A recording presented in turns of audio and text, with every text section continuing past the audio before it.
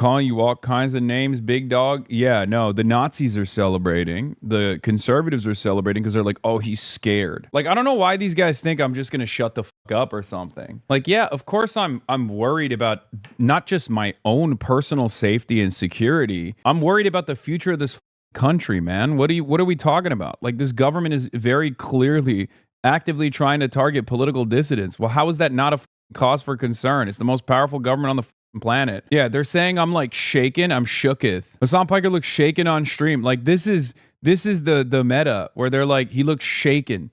Yeah, it's not a great environment to live in, you idiots. That doesn't mean I'm gonna stop doing what I'm doing. You wish.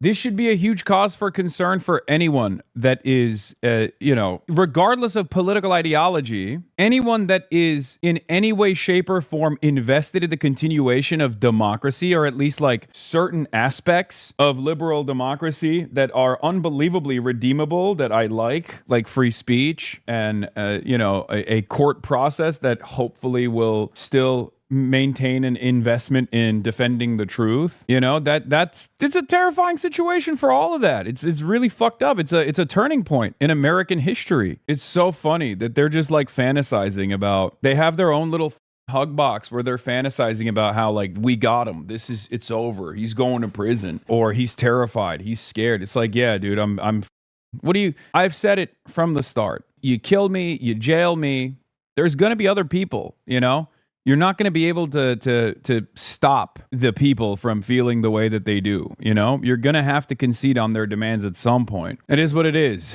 I personally still believe that the democratic process is perhaps the most successful method of dealing with discontent. But ultimately, people are frustrated. I'm only one guy. I'm only one person. Dude, it's not like you were indicted. I know.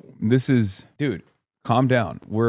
This is the expectation. I don't know. I don't know what's going to happen. I haven't even received the subpoena, so I don't know. It's an administrative subpoena. They have another target, but want to bring you in for corroboration. I think you'll be fine. I've done this before.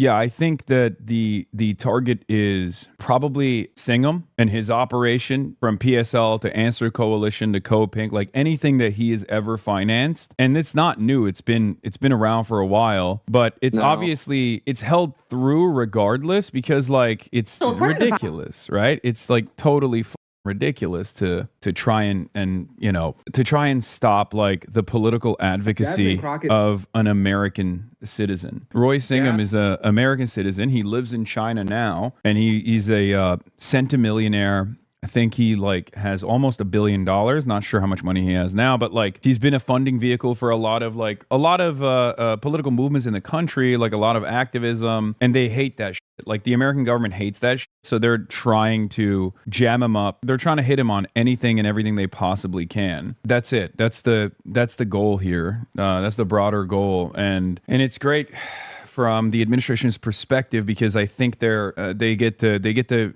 chill speech, right? They get to say, listen, we will destroy your life if you even think about doing activism against us, right? I mean, it's a much larger goal of the administration, the idea of like counterterrorism initiatives being focused entirely on left movements, solidarity campaigns and the like. It's not new. This is something that they've signaled that they wanted to do. And this is just the next step in line with that agenda. Many Americans are, as I've said over and over again, sleepwalking into fascism, completely and utterly oblivious that the administration has declared war on anti-fascism. And you only do that if you are a fascist. This is a fascist administration that has decided that some of the telltale markers of terrorism in this country are people who are anti-capitalist, anti-fascist, they say radical transgender activists, and even things as vague that captures virtually every liberal as well, things that are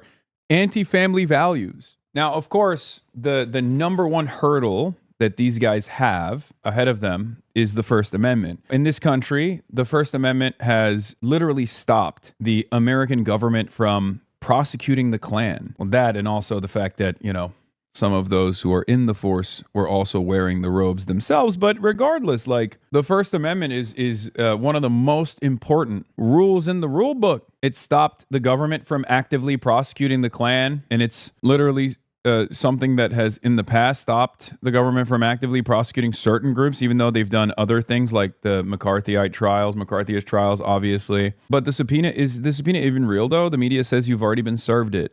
Yeah, I have not. I have not been served it. So I don't know. We'll get into that. But there are I was saying, like, a lot of my haters have invented reasons to hate me. Some of them have different motivations. Like, this guy's a asshole, right? I don't understand. Why don't you think liberals are evil, bootlicking genociders? Why would you want their solidarity anyway? I said, you've sufficiently proven what you are, buddy. We didn't expect anything from you.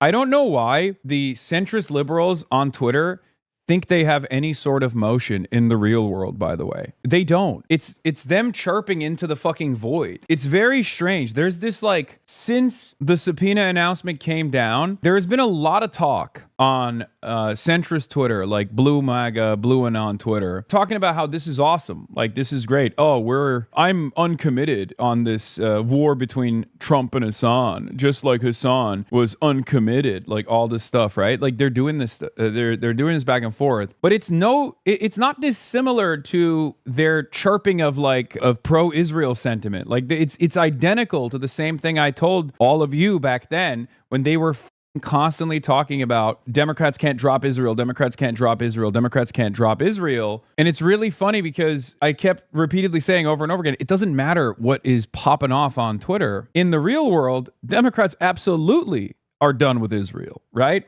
Like, real Democratic Party voters, self-identifying liberals, are directly at odds with what goes viral on Twitter. No matter how much this loud minority chirps and gets an algorithmic boost, for example, on Twitter or on Threads or all these other social media platforms, in the real world, most people, if you ask them like what they think about Israel, they're like, oh, gross. Democrats, I mean, of course. So that's where we're at. Like, you can cry about how, like, these socialists are not a part of the party whatsoever, but, you know, here's a New York Times Siena opinion on socialism poll. Opinion on socialism among potential Democratic supporters, which we're not even just talking about like Democrats. We're talking about potential, as in Democrat lean voters. And it's favorable, plus 27%. Socialism as an ideology has a higher approval rating than the Democratic Party does among Democrats. Like, I feel like I need to match this up against Chuck Schumer. You know what I mean? Or pro-Israel Democrats. Like,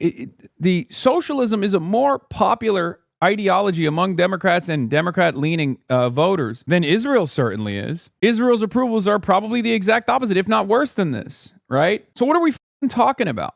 What are we talking about? Like, what's the argument here? What are you complaining about on Twitter? If your job as an analyst or as a free commentator who LARPs as though they're getting paid by the DNC when you're not getting paid by the DNC is to make it seem like you have a profound understanding of where the streets are, where this movement is going, then you have to recalculate. You have to recalculate in accordance to where the base is. Yeah, Neera Tanden's defense of me was so stupid. It's not a real defense at all. She says, I'm an adult, so I can say the Trump admin weaponizing the justice system against dissenters on its Cuba policy is wrong. I can also say people who encourage people not to vote for Kamala were fascist enablers, and it's ironic they're expecting the Dems they attack regularly to defend them.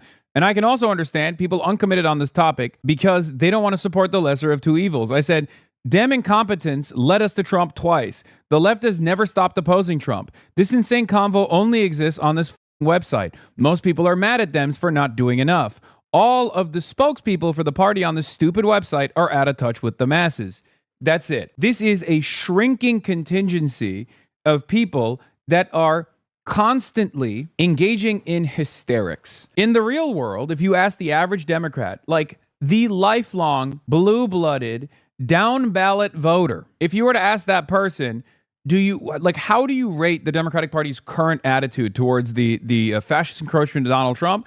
They would give it a very low mark, if not an F, maybe a D. So what goes on Twitter or on Threads amongst some of the most schizo posters is utterly immaterial, utterly irrelevant. Look at the polls. The people the lifelong Democrats, people who vote for the party, are frustrated with the party. They're still voting. They're still voting for Democrats, but they're looking for different kinds of Democrats to vote for. The kinds of Democrats that I work with: democratic socialists, anti-Zionists, people who are pro-Medicare for all, people who say enough is enough, no more corporate sponsorships, people who don't want to vote for Democrats who will put the interests of corporations against the interests of people. I don't even think blue sky libs are with this either, by the way. Yeah, what the fuck is wrong with her? Jasmine Crockett Boost video mocking Hassan Piker after subpoena from Trump admin for bringing food and medicine to starving Cubans. Kamala would have never. That's what you get for telling people to vote third party. Not the kind of shit a member of Congress should be doing. Also, seeing all the weird K-Hive accounts doing some goofy victory lap because the fascist federal government is targeting a streamer they don't like is really telling about what some of their core beliefs actually are. Also, not that it matters, but Piker voted for Harris. He spent the 2024 campaign warning people about how bad Trump would be. He did not tell his audience to vote third party, no matter how much K-How weirdos insist he did. It's the same crap that people pulled when they got outraged about Chapel Roan saying they vote for Harris, but not offer some sort of formal endorsement. It's never enough for the cultists. It's not enough to vote for their candidate. You have to be their little cheerleader. I feel like this is the logical endpoint for a lot of the FAFO and leopards eating faces party stuff. It ends up just being an excuse to opt out of having to care if something bad happens to someone you don't like for one reason or another. And I have not actually maintained this position, with one exception. They've gone into the stockpiles and found a video of me literally saying, like, you know, fuck Adam Schiff. If Donald Trump goes after him with a sham trial, you know, I don't give a fuck. Okay, and Adam Schiff, I voted for him. Okay, he's my senator. He's literally my goddamn senator. Will he actually defend me as his constituent? Probably not. I know for a fact he didn't defend his other constituents that were getting tortured in an Israeli prison when they participated in the Samud flotilla. Fuck Adam Schiff. Now, I have an ideological opposition to Adam Schiff. Explain to me, if you are a random, uninitiated LARPer who LARPs as a DNC consultant but doesn't get paid by the Democratic Party at all, explain to me what your ideological opposition to me is. Tell me in great detail what policy prescriptions I have that you are at odds with. Explain to me why you hate the future that I am fighting for, the future that this community is fighting for, the future that the candidates that I work with are fighting for.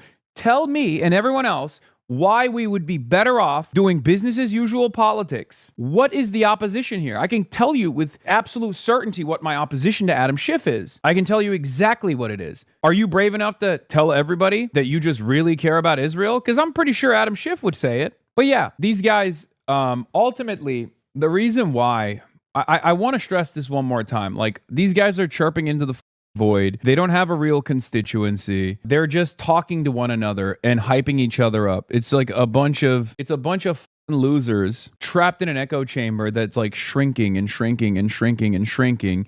And they're consistently telling one another, yeah, everyone believes us. Everyone actually is very frustrated with the fact that these like insurgent campaigns are coming out of nowhere. They hate that these guys are disloyal to the Democratic Party, and that loyalty to the Democratic Party is absolute. And there's also this like weird thing that they have deluded themselves into thinking, which is, I mean, there's a lot of delusional schools of thought here, right? Like, one is that I'm somehow a kingmaker that refused to endorse Kamala Harris, and that's what did her in. Even though Taylor Swift endorsed Kamala Harris and that didn't do shit, right? Beyonce, Taylor Swift, all these celebrities endorsed Kamala Harris and that certainly didn't work. And that the party or the campaign is infallible.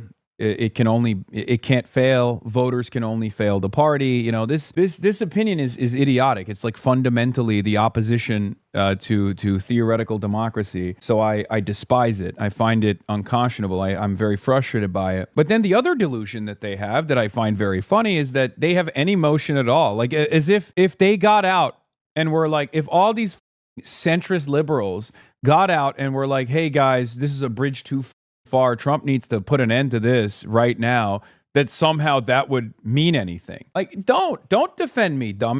Expose what kind of a crook you are, what kind of a creature you are. I don't give a shit.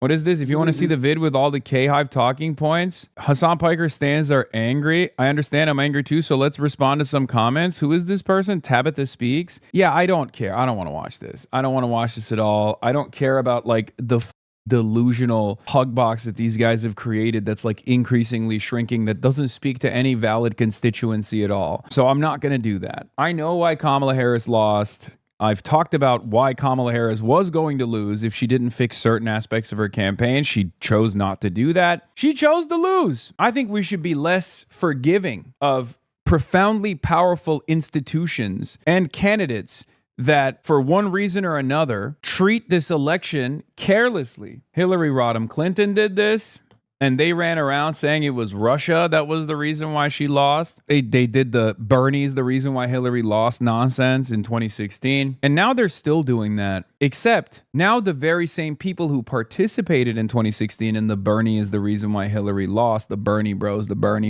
Now those people are saying Bernie would have won. So at least in 2016, back when they were doing this whole like Bernie is the reason why Hillary lost, you guys are selfish, you're disgusting. At least there was also like a decent amount of people who agreed. A decent amount of people in the constituency, in the base of the party that believe that idea. In 2026, a decade of Trumpism, they don't believe that idea anymore. The base is now completely shifted to Bernie was right.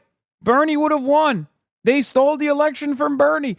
That's what the Democratic Party's base is saying. But the loyalists, the increasingly smaller group of consultants and loyalists that LARP as DNC consultants are still trying to create motion behind the notion that the Bernie-crats and the insurgents that are literally running and winning in the primaries in the party are actually bad for the party somehow, that are actually outsiders. You're the outsider. You're the outsider. If you're pro-Israel, you're the outsider in this party. Doesn't matter how loyal you've been to whichever establishment Democrat that has been presented to you. It doesn't matter how excited you were to do that, right? You are a outsider to your own party. So wake up. The base wants different things. What about too raw, too real? I mean, again, another psycho. It's a very unlikable. There are so many of these like unlikable psychos in the motherfucking K-Hive constituency, the K-Hive coalition. Democrat voters agree with Hassan Piker more than the party itself. Now, this was made by Jules Nader on March 31st, our numbers guy. This is a numbers guy. We already have proof that this is the case because after this line of attack, this is pre-suit Hassan, not post-suit Hassan, but this line of attack was initiated. And what did that do? It only brought more forward momentum, more positive momentum to the candidates that I was associating with. So we already don't even need to look at this. We can just point to Abdul's success in the primaries. We can point to Chris Rabb. That's it. Ultimately, that's what I think is the real problem for many of these like K-Hivers and Blue Anon, Blue MAGA people, right? When a fascist is president, no one has done enough, but some have done more than others. Yes, you have done more than others. You are literally you have a direct line of communication with like Democrats in power, and you have used that level of influence that you have to make them stay the course, to make them continue with a pro-corporate backed agenda. That's the whole point. That's what I'm saying. Anti-voter liberals are celebrating political persecution of leftists the same way they've celebrated state violence against Muslims and Latinos and the genocide of Palestinians, all in the name of scolding demographics they perceive as insufficiently loyal. They're sick people. It's true. Jasmine Crockett boosts video mocking Hassan Piker after subpoena from Trump admin bringing food and medicine to starving Cubans. Kamala would have never. That's what you get for telling people to vote third party. This was the video that she actually said Lamau to. So federal. By the way, what's funny is I have that exact same t-shirt that this lady is wearing. Federal officials now want to speak to Hassan Piker. He has to actually go and address them in person. Like, you're so dumb. You're so dumb. I'm sorry. You're so stupid if you think this administration is not going to come after you as well. And before people say, oh, this admin has been coming after black and brown people. Yeah, I know. Because I've been in the streets fighting against that. What have you guys been doing? Just chirping from home, and not even chirping at the admin necessarily, but sometimes chirping at the people who are doing this. I mean, Kamala would have never.